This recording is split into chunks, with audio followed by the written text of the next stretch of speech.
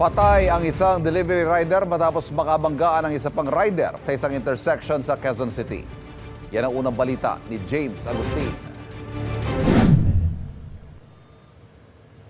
Wala na ganong sasakyan na dumaraan sa bahaging ito ng Aurora Boulevard, corner Anona Street sa Quezon City.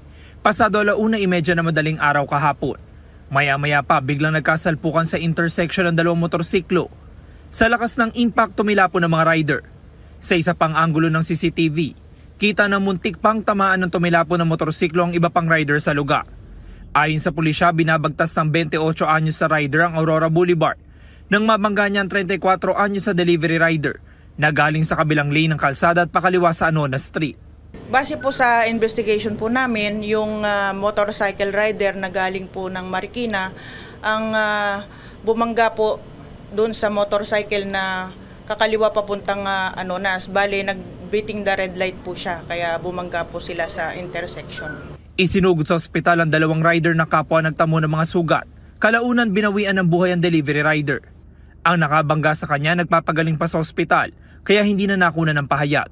Sasampan po natin siya ng kasong reckless imprudence resulting in damage to property and homicide.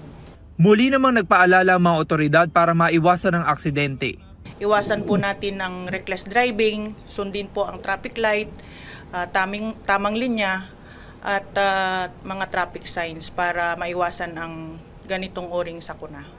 Ito ang unang balita. James Agustin para sa GMA Integrated News. Kapuso, huwag magpapahuli sa latest news and updates. Mag-iuna ka sa balita at mag-subscribe sa YouTube channel ng GMA Integrated News.